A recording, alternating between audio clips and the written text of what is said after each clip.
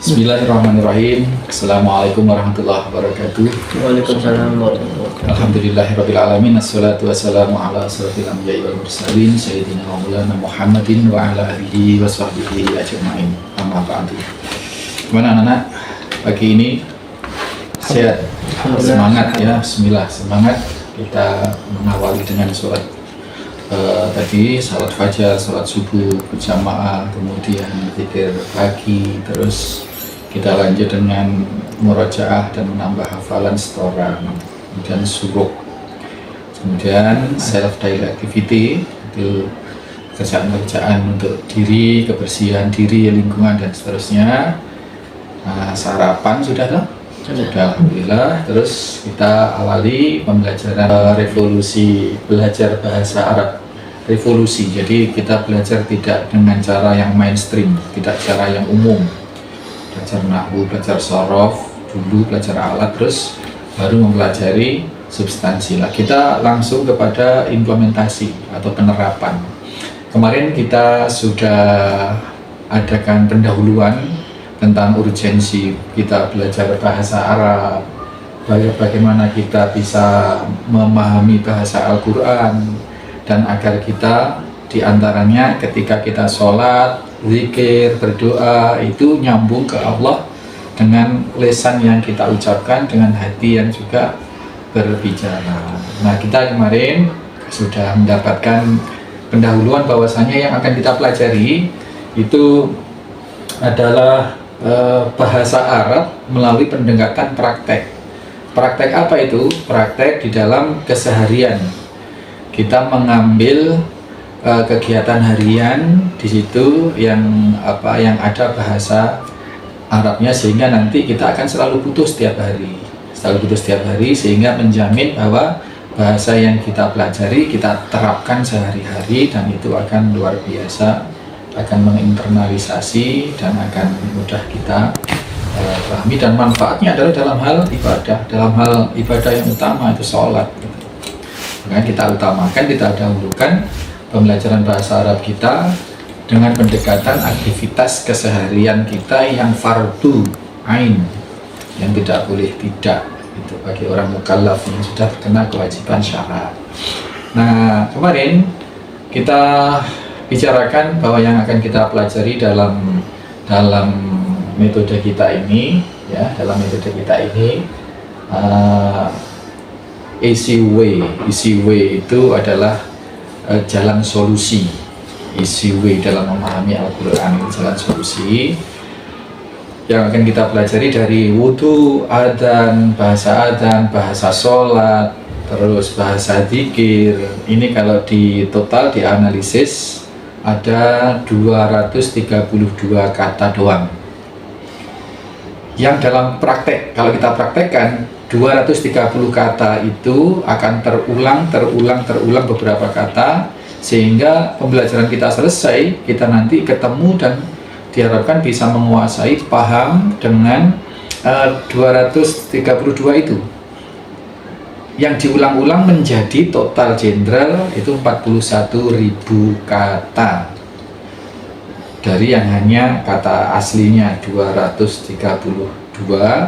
Karena ada pengulangan, maka kita telah telah menemukan 41.000 kata. Sedangkan kemarin kita sudah sampaikan bahwa Al-Quran itu isinya berapa kata total? 78.000.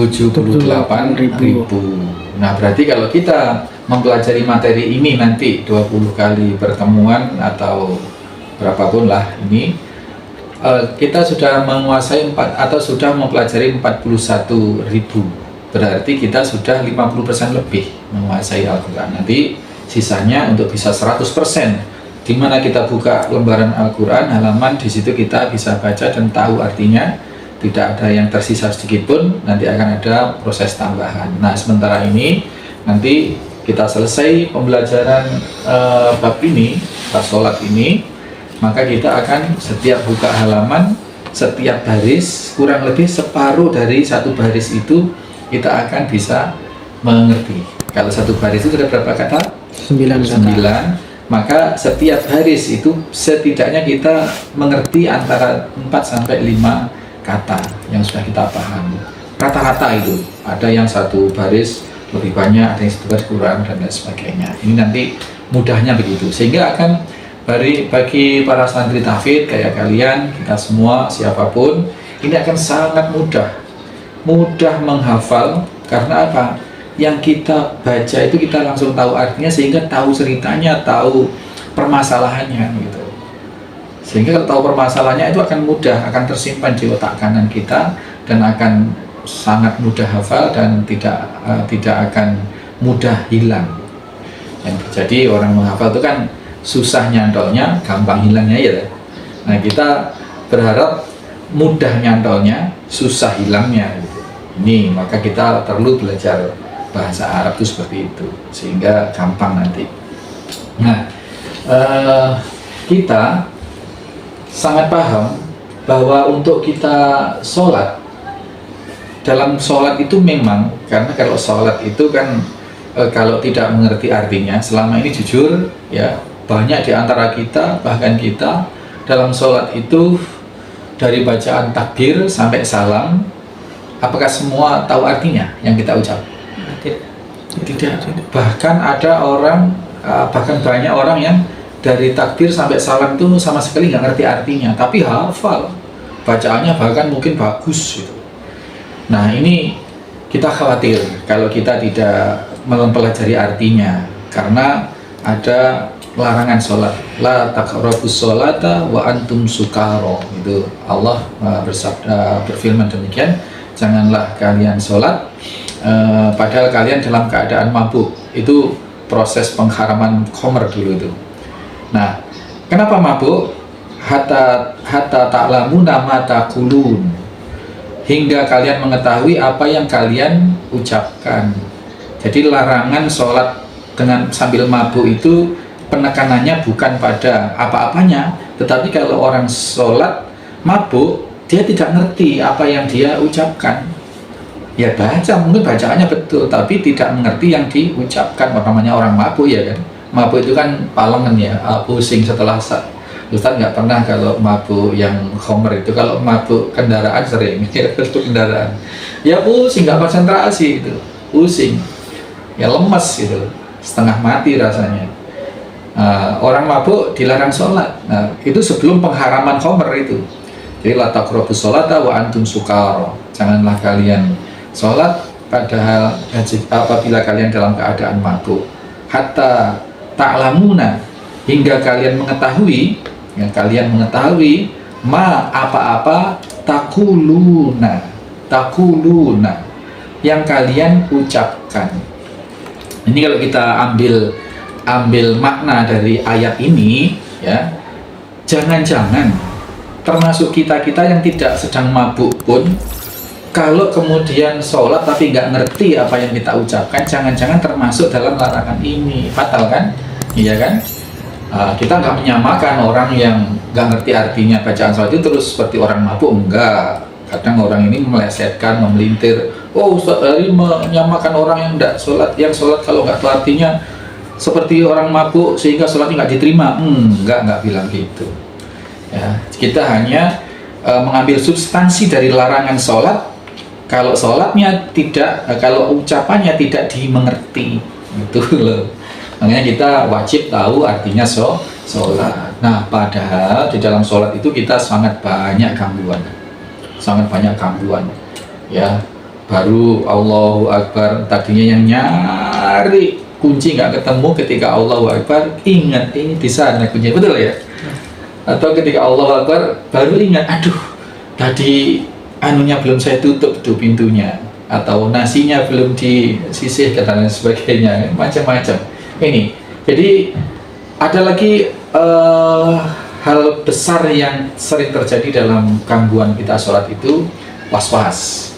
Seorang kadang merasa takbirnya belum betul. Allahu Akbar, kok tangannya posisinya kok salah ya, harusnya menghadap kiblat kan. Allahu Akbar, loh kok belum sejajar dengan telinga, kan pilihannya kan dua, menghadap kiblat, sejajar dengan telinga seperti ini, atau dengan bahu dua. Ini orang takbir yang betul gitu, Allahu Akbar atau Allahu Akbar. Allah, ini salah ini, Allah lah. Kadang orang itu diliputi penyakit was-was, dan itu pekerjaan setan. Ya, alladzi yuwaswisu fi sudurin nas. Setan itu pekerjaannya adalah dia yang memberikan rasa was-was itu. Jadi diganggu oleh setan. Kadang ada orang yang kalau salat itu mau sendakap tuh gini mas, nah gini, muternya kurang dua, kadang-kadang gitu. Kadang letakkannya samping dan seterusnya. Ini khilaf. Tetapi yang kita bahas adalah was-was. Di situ ketika salat ada penyakit terbesarnya adalah was-was. Ini bisikan setan. Nah, mari kita lihat otak kita, ya. Otak kita terlebih dahulu posisinya. Otak kita itu kita bisa melakukan 5 hal berbeda dalam satu waktu yang sama. Karena ada 5 saluran otak kita itu. Kalau kalian naik sepeda nih ya, naik sepeda motor atau sepeda dayung. Ketika naik sepeda dayung, tangan ini konsentrasi meluruskan setir betul. Kaki konsentrasi memberikan kayuh. Terus kemudian mata kita awas ke depan. Telinga kita dengar kalau ada bel, kalau ada apa. Kaki kita kontrol siap ini dengan rem kalau ada sesuatu. Artinya apa? Di saat yang sama seseorang bisa berkonsentrasi atas 5 hal, karena memang otak manusia itu ada 5 saluran. Ini menurut teori yang ada di dalam metode pembelajaran kita itu. Nah, kalau orang nyetir sekarang, nyetir tangannya konsentrasi, nyetir waspada dengan bersneleng, kaki waspada dengan gas dan dengan rem, begitu. Masih bisa dengerin musik atau dengerin murotal ketika nyetir, masih ngawasi depan. Ya, kadang-kadang masih merespon orang yang dia ngajak ngomong dan sebagainya. Jadi membuktikan bahwa otak kita itu dalam hal yang bersamaan kita bisa berkonsentrasi atas banyak hal. Nah, dalam metode kita ini kita manfaatkan otak kita yang 5 ini sepenuhnya harus kita cover, harus kita tutup dengan aktivitas sholat itu sendiri. Ngontrol bacaan, harus betul makharijul huruf dan tajwidnya. Kemudian mengontrol pandangan harus ke tempat sujud gitu. Ada yang sholat merem. Nah, sholat merem sering-sering dilakukan orang katanya biar khusyuk. Nah, itu tidak boleh sholat merem. Sholat itu harus terbuka matanya, melihat ke tempat sujud gitu. Bacaannya, tajwidnya yang betul, memahami apa yang dibaca ketika Bismillahirrahmanirrahim, memperhatikan makharijul hurufnya, tajwidnya, tahgoninya, lagunya itu, kemudian maknanya. Di sana itu kita penuhi saluran 5 saluran otak kita itu kita penuhi dengan aktivitas sholat itu, ya, membayangkan apa yang kita baca dengan nama Allah, ya, dengan nama Allah yang Maha Pengasih dan Maha Penyayang. Ketika baca Bismillah, betapa Allah memeluk kita, merangkul kita, melindungi kita, mengasihi kita, itu kita bayangkan. Dan kita rasakan kita sedang berinteraksi. Ucapan-ucapan itu kita peruntukkan kepada Allah SWT. Kita saluran ini harus kita tutup, semuanya harus kita isi dengan aktivitas sholat itu. Dimana ketika kita membaca satu kata atau satu kalimat, kita bisa membagi konsentrasi itu kepada beberapa fungsi tadi. Fungsi benar bacaannya, lagunya, fungsi artinya, fungsi maknanya. Itu kita semua akan khusyuk ke sana. Apabila itu tidak kita lakukan, 5 saluran otak kita itu kalau tidak kita isi dengan ke-5 hal tersebut, maka akan terjadi kebocoran. Nah, kebocoran otak yang tidak kita gunakan untuk konsentrasi salat ini akan diisi macam-macam. Keran yang belum ditutup lah, kompor yang belum dimatikan lah, gitu.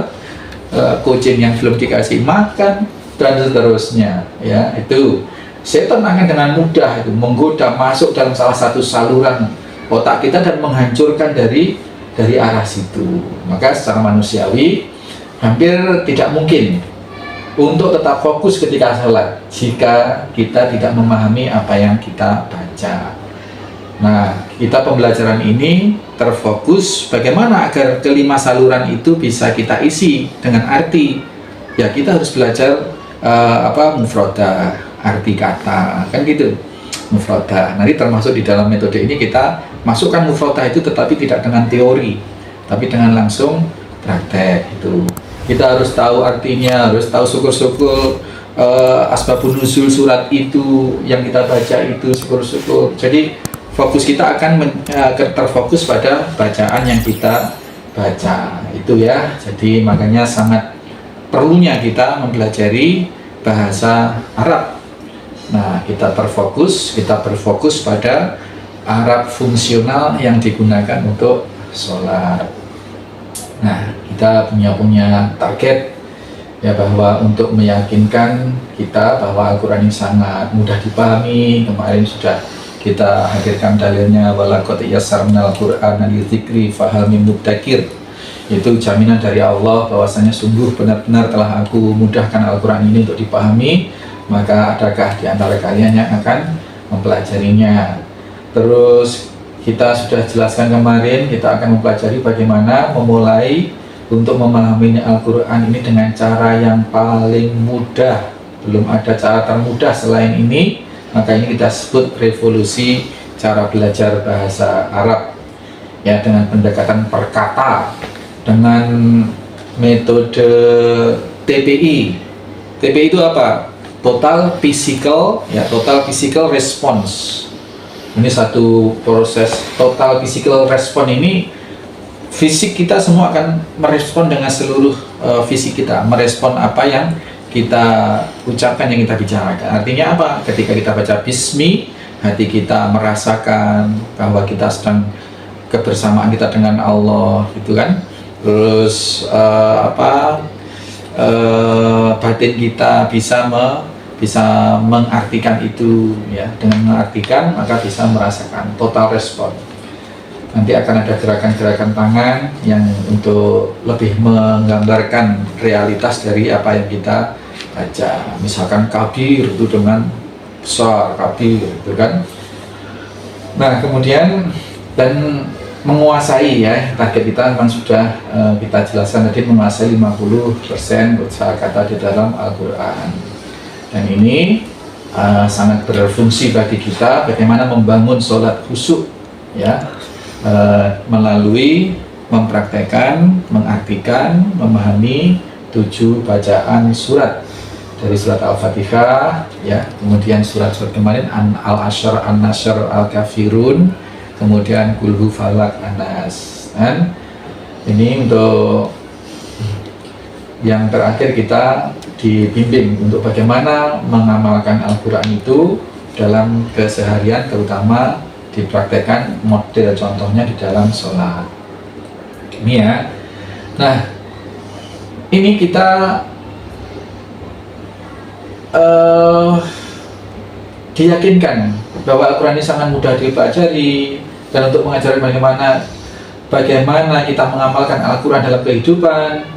Dan yang paling akhir, bagaimana kita beragama, itu adalah untuk mengokohkan iman dan meningkatkan akhlak baik kita, termasuk karakter yang baik, terutama ketika di dalam sholat.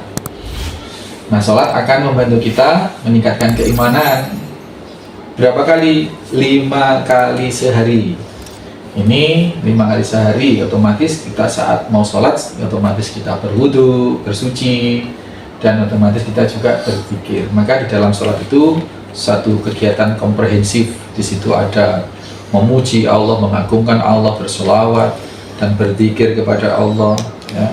Berzikir, kemudian berdoa atau memohon kepada Allah di dalam sholat itu, kalau kita memahami artinya. Maka banyak orang yang setelah sholat tidak berdoa, karena memang sudah berdoanya di dalam sholat itu, gitu loh. Jadi kadang orang mendiskreditkan, memojokkan orang yang itu sholatnya nggak pernah doa, gitu.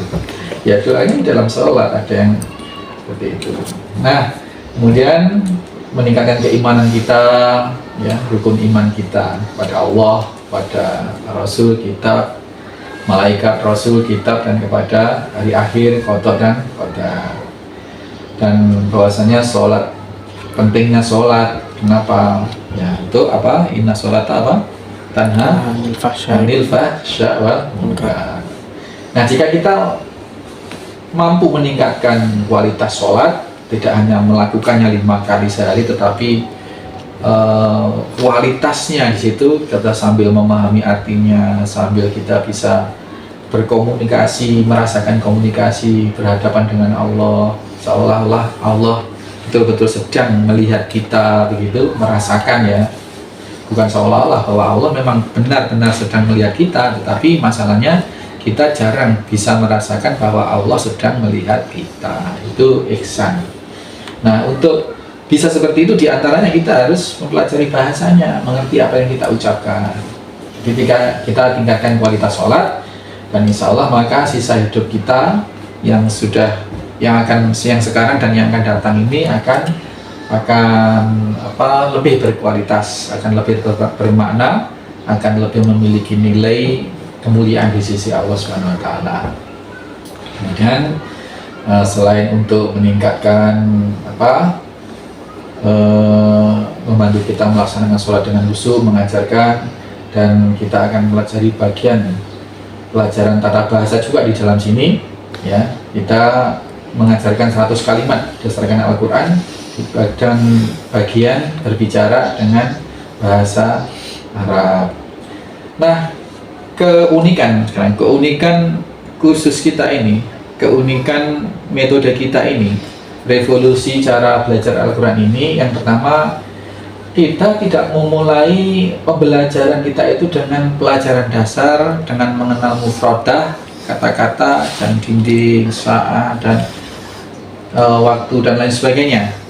Atau kita tidak mempelajari kayak kemarin mau masuk, apakah restoran ini atau sudah buka misalkan, atau dengan kata-kata hadza baitul kabir, hadza baitul kabir, hadza baitul kabir, apa itu rumah besar. Tidak seperti itu. Tapi kita karena kenapa tidak kita terapkan itu? Kapan kita bisa akan mengucapkan hadza baitul kabir? Kapan kita akan mengucapkan itu adalah rumah yang besar misalkan? Ya, barangkali kita mempunyai tetangga yang orang Arab itu, dan anaknya yang masih kecil itu sedang bersama kita main atau menangis, ya gitu. Kemudian kita neng itu, dan kita mengangkat dia ke pangkuan, kita pangku dengan kita tunjukkan hadza baitul kabir. Menengok iku lho rumah sing gede, iku lho rumah gede api nak gitu. Kapan kalimat itu kita ucapkan? Ini gambaran saja. Itu kalau kita punya tetangga yang berbahasa ibu Arab, kemudian kita ngomong dengan anaknya dengan ngeneng-ngeneng. Dan peristiwa itu kapan? Seumur hidup kita bisa jadi nggak akan pernah terjadi. Artinya apa? Kata-kata hadza baitul kabir ini tidak kita butuhkan, sehingga kita mempelajari sesuatu dengan yang tidak kita butuhkan ya hanya sekedar belajar gitu. Jadi tidak bermanfaat dan akan lebih sulit untuk bisa menguasainya. Halil mat'amu maftuhul an? Halil mat'amu maftuhul an? Apakah restoran ini dibuka sekarang? Sekarang buka. Loh, kita mau mengatakan seperti itu kapan coba? Kalau kita mungkin jalan-jalan di luar negeri yang di situ memakai bahasa Arab, atau pas umroh, pas haji mungkin ya. Dan itu kapan kita gitu? Apakah dalam sebulan sekali? Oh, nggak mungkin lah ya. Setahun sekali pun nggak mungkin gitu kayaknya. Nggak mungkin. Maka kita tidak memakai narasi kalimat yang tidak kita pakai. Itu tidak kita pakai. Nah, ini ya. Bahkan tidak pernah ada. Nah, pelajaran kita dimulai dengan Al-Fatihah. Berbicara dengan Allah Subhanahu wa taala 25 kali sehari minimal ya, minimal. 25 kali sehari. Dengan asumsi apa? Setiap kita sholat 5 kali. Nah, setiap satu kali sholat kita 5 kali Al-Fatihah katakanlah setiap kali sholat. Kalau 4 rakaat itu sudah 4 kali ya. Nanti ditambah sunnahnya. Katakanlah dibuat rata-rata sehari kita baca Al-Fatihah itu 25 kali. Belum lagi nanti kalau kita sholat tambah sholat duha, sholat witir, sholat tahajud, macam-macam. Lalu kita bikin minimal 5 kali dalam sehari Al-Fatihah itu kita lafalkan. Itu. Nah, kita praktekkan bahasa Arab dengan Allah Subhanahu wa taala dan memang betul itu. Maka kita sarankan kepada penghafal Al-Qur'an dimanapun, yang online maupun seperti kalian yang offline kini, yang sudah kita hafal itu kita terapkan, kita pakai untuk sholat ya. Kayak Sami kemarin, kalau tidak mampu per halaman, yang mungkin kalau suratnya panjang Al-Baqarah itu 3 juz lebih, ya dipotong seanunya. Tapi motongnya kalau bisa dipotong-potong dalam kondisi yang kalimatnya selesai ya. Kalau bisa wakofnya itu yang wakof yang selesai, yang wakof memang wakof berhenti tuh.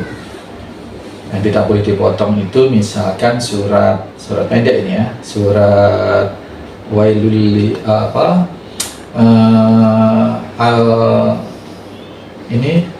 Al-Ma'un itu nggak boleh dipotong, apalagi motongnya ini di ara'aital ladzi yukadzibu bid-din fadzalikal ladzi yad'ul yatim fawailul lil musallin. Dipotong di situ nggak boleh, karena di situ meninggalkan satu perkataan bahwa celakalah orang-orang yang sholat.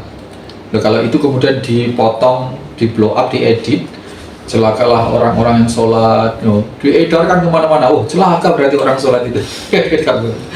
Fawailul musallin, diteruskan alladzi, ya gitu kan? Apa terusannya? Alladzina hum an salatihim sahun, alladzina hum yura'una wa yamna'una. Ini pentingnya bahasa Arab. Kalau kita nggak ngerti bahasa Arab, sama sekali nggak ngerti, ya sudah, nanti motongnya asal. Terhadap potongan-potongan yang tidak diperbolehkan pun juga asal.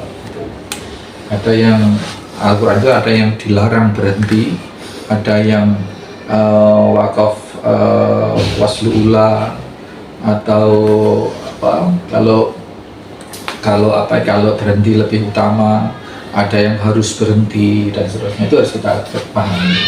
Nah, ini jadi ini permulaan yang kita rasa sedemikian menakjubkan, karena dengan Al-Fatihah itu kita akan sangat dapat sasaran yang tepat di dalam belajar bahasa Arab, fungsinya, kemudian fadilahnya juga jelas gitu.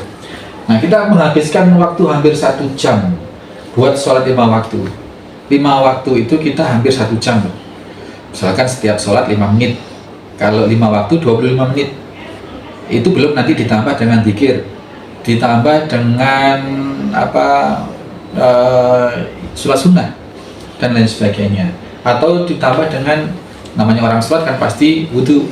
Jadi kalau kita kerja di kantor, kita berangkat meninggalkan sholat sampai kita selesai sholat, kita mau kerja lagi, itu kurang lebih 1 jam. Maka di kantor-kantor itu isoma, istirahat, sholat, makan, itu dikasih waktu kurang lebih 1 jam, jam 12 sampai jam 1 biasanya. Itu kecuali hari Jumat. Nah, 5 waktu kita berbicara dengan Allah SWT dalam bahasa Arab. Artinya apa? Al-Fatihah itu adalah materi perbincangan kita dengan Allah yang 1 hari 1 malam itu 1 jam minimal. Itu minimal 1 hari 1 malam kita berinteraksi dengan Allah dengan bahasa Arab itu 1 jam. Maka sangat logis, sangat brilian ketika metode ini mengadopsi aktivitas sehari-hari kita berbahasa Arab itu dipelajari terjemahannya, artinya, bahkan nanti dikembangkan dengan sifat-sifat, dengan jenis-jenis katanya dan lain sebagainya, yang di situ otomatis kita sedang belajar nahwu, shorof, balaghah dan lain sebagainya. Nah, mari kita mulai sekarang. Di bawah ini ada teks bahasa Arab, ya, teks Arab yang diberikan di baris pertama, ya. Baris kedua berisi terjemahan kata dan diikuti oleh pelajaran penjelasan per kata di baris ketiga. Jadi jadi ada 3 susunan kan, 3. Nah, kita ucapkan teks Arabnya lengkap terdahulu, kemudian kita baca kata beserta terjemahannya, dan terakhir kita baca terjemah secara lengkap, terjemah teks secara lengkap. Ya, kita mulai ya. Ayo. A'udzu billahi minasyaitonir rajim. Ayo sendiri. A'udzu billahi minasyaitonir rajim. Ini bacaan ta'awudz. Ini ya, a'udzu. Ini artinya aku mencari perlindungan. Ayo. A'udzu, aku mencari perlindungan. Billahi, pada Allah. Billahi, kepada Allah. Min, dari asyaitani, syaitan. Ar-rajim, yang terkutuk. Ar-rajim, yang terkutuk. Baik. Nah, kita harus membaca secara lengkap ya, sebelum membaca surat Al-Fatihah atau Al-Quran. Ya, kita akan fokus mempelajari bacaan ta'awudz ini terlebih dahulu. A'udzu billahi minasyaitonir rajim. Ayo ucapkan. A'udzu billahi minasyaitonir rajim. Ya, meskipun bacaan ini kita baca cepat, tetapi tetap kita harus memakai kaidah tajwid ya. Nah, jadi ainnya harus tetap panjang. A'udzu billah, dengan proporsional. Kalau kita bacanya cepat, berarti matnya juga harus tetap ada, tetapi juga proporsional dengan kecepatan itu. Nggak boleh baca cepat tetapi menghilangkan kaidah-kaidah tajwid, nggak boleh. Ya, baik. Dari sini penggalan ini berarti sudah ada berapa kata ini? 5. Ini a'udzu. Di dalam Al-Quran ini diulang 7 kali. A'udzu, aku mencari perlindungan atau aku berlindung. Ya, ini diulang di dalam Al-Quran itu 7 kali. Karena ingat, di antara salah satu kata-kata a'udzu apa selain ta'awudz ini, selain a'udzu billahi minasyaitonir rajim. A'udzu bikalimatillahi A'udzu bikalimatillahi tammati. Ada lagi, bagus, 7 gitu. Nah, itu ya. A'udzu billahi an akuna minal jahilin. Itu Nabi Musa ketika meminta kaumnya untuk menyembelih sapi. Ya, itu. Nah, ini a'udzu ini adalah aku mencari perlindungan atau aku berlindung. Ini seperti halnya kita mencari keselamatan. Kita mengutamakan keselamatan sebelum memulai segala sesuatu. Kita mempertimbangkan keselamatan kita. Kalau mau naik sepeda motor, yang pasti apakah rodanya ada anginnya, apakah ada bensinnya, kalau ada bagaimana remnya, dicoba dulu untuk keselamatan. Kita harus pakai pelindung kepala, helm, dan lain sebagainya. Kita mengutamakan keselamatan. Terus meskipun ada sepeda motor satunya keren, tapi keren ini remnya belum. Ada sepeda butut satunya. Kita milih yang mana kalau mau jalan? Ayo. Pilih mana? Yang butut. Yang butut. Karena faktor keselamatan paling utama. Nah, kita kalau mobil ya kita pakai sabuk pengaman gitu toh. Ya. Nah, agar kita mendapatkan perlindungan gitu. Nah, itu a'udzu, mana a'udzu. Di situ a'udzu itu mengcover atau melindungi aktivitas kita semua. Ya, karena berlindung kepada Allah Subhanahu wa taala. Billahi. Tadi apa artinya? Kepada Allah.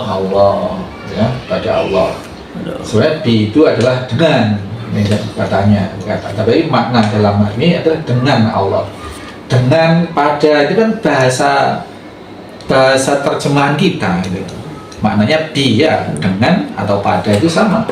Aku berlindung dengan Allah atau berlindung kepada Allah, terhadap Allah. Tapi kata-kata itu nanti akan bisa berbeda maknanya apabila dalam konteks-konteks yang berbeda. Ini diulang berapa kali? 2550 kali di dalam 30 juz Al-Quran. Billahi. Ini ya luar biasanya. Kemudian ini terdapat dua kata sebenarnya. Bi dengan apa? Allah. Bi atau dengan atau pada Allah. Berarti ini ada berapa tadi? Ada berapa kata sebenarnya? Ada Ada 6. 6. A'udzu, aku berlindung. Bi dengan Allah. 2, 3. Min dari asyaiton ar-rajim. Ini ya, itu kita belum belajar isim, fi'il, dan huruf.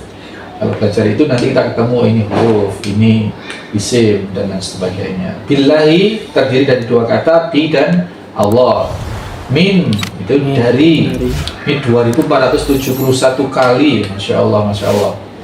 Ya, ini diulang-ulang sedemikian. Tebalnya Al-Quran itu bukan karena banyaknya kata, tetapi katanya tidak terlalu banyak. Hanya berapa katanya? 4.500. Diulang-ulang sampai menjadi 78.000. As-syaiton itu dari kata isim al, itu salah satu ciri isim itu adalah diawali dengan al, kata benda itu. Dan as-syaiton dari syaiton nun, atau sering orang baca seton atau setan kalau bahasa kita, setan. Kalau bahasa Banyuwangi setan itu lempar ya, dibeset ada ketan. Ini syaitan, ini dari syaitan. Ini syaitan ini bentuk tunggal, ya. Bentuk tunggal. Ada syaitan ini tunggal, adapun syayatin itu jamak. Yang dua-duanya ini di cover dalam satu makna, dalam satu arti setan.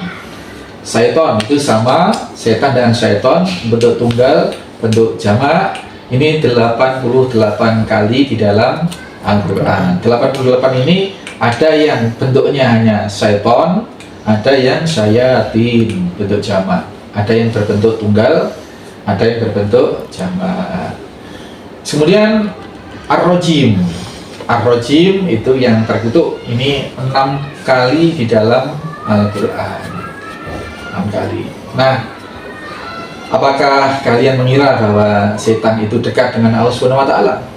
Dekat dalam arti memiliki hubungan yang harmonis, memiliki kedekatan makom, kedekatan kemuliaan, sangat jauh. Tidak. Bahwa Allah dekat dengan seluruh ciptaannya, iya. Tetapi dekat dalam arti memiliki kedekatan kemuliaan, jauh. Allah Maha Mulia, sedangkan setan adalah ar-rajim, makhluk yang terkutuk. Tidak akan bisa. Maka agar kita bisa dekat kepada Allah, maka harus menjauh dari setan. Allah yang Maha Mulia, as-syaitan adalah kutub keterkutukan. Jadi kalau kita akan menuju kemuliaan, otomatis kita menjauhi keterkutukan itu. Nah, dia makhluk terkutuk, terusir dari surga, begitu, jauh dari rahmat Allah, maka disebut terkutuk. Seperti dua kutub. Ketika kita ingin ke barat, otomatis kita menjauhi timur kan? Nah, apabila kita mendekat ke timur, ke terkutukan, otomatis kita menjauhi barat. Maka hidup kita melaju menuju kepada cahaya, kepada Allah, cahaya kemuliaan, ketinggian derajat di sisi Allah. Dengan cara apa? Berusaha menolak semua sifat-sifat, semua ajakan, semua sifat semua karakteristik syaitan, gitu ya. Ini cara paling mudah kita mengingat makna, yaitu dengan mengingat konteksnya. Syaitanir rajim, ar-rajim, terkutuk, berarti sangat jauh dari nilai kemuliaan. Hati kita sibuk seperti itu aja kalau sholat.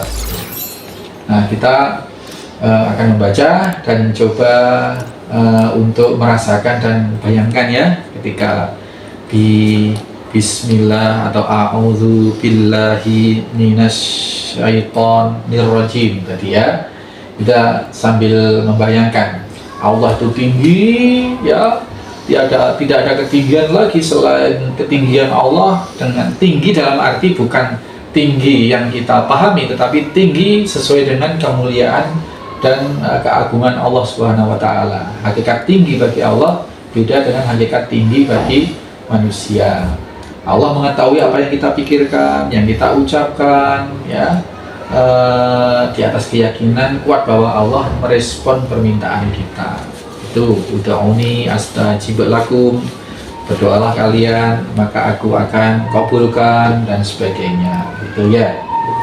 Ini membaca ta'awudz dengan apa? Dengan membayangkan atau dengan memahami makna bahwa Allah itu tinggi, tetapi Dia sangat dekat dengan kita.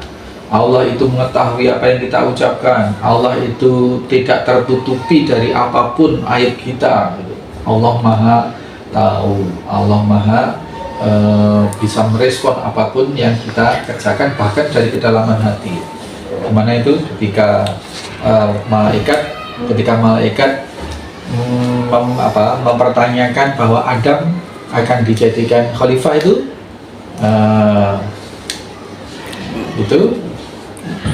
gimana ayatnya?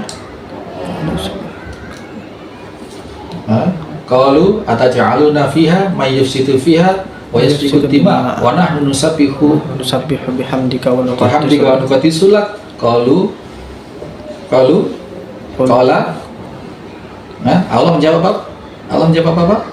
Qala inni a'lamu bima ma la ta'lamun wa 'allamal asma'iha ulaik. Terus kemudian setan terus kemudian terjadilah dialog dengan setan, terjadilah kemudian Adam menunjukkan makna-makna itu, nama-nama benda-benda itu. Terus kemudian Allah ini a'lamu wa antum bukan ma tu beduna wa ma taktumun. Dia aku lebih mengetahui apa yang tampak dan apa yang tersembunyi. Yang tampak apa yang kita ucapkan, yang tersembunyi apa yang kita rasakan di dalam hati itu ya. Jadi ini merupakan satu-satunya solusi dari kita. Yang terbaik adalah dengan membaca a'udzubillahi. Satu-satunya solusi bahwa kita tidak bisa menjadikan diri kita aman kecuali atas pertolongan, perlindungan dari Allah Subhanahu wa taala. Setan sangat mudah mengalahkan kita karena dia melihat kita dan kita tidak melihat dia. Kita dalam posisi yang kalah berhadapan dengan setan secara kemampuan. Tetapi kita punya Allah.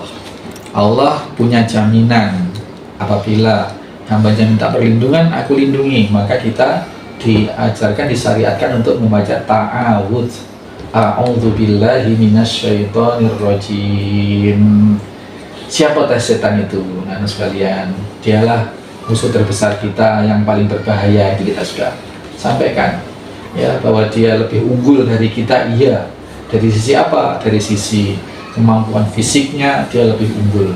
Dia lebih panjang umurnya sehingga memiliki pengalaman hidup yang lebih panjang. Dia bisa mempelajari apa-apa yang peristiwa-peristiwa yang telah lalu. Dia lebih lihai di dalam memainkan kehidupan. Maka kita lemah di hadapannya, di hadapan setan. Maka kita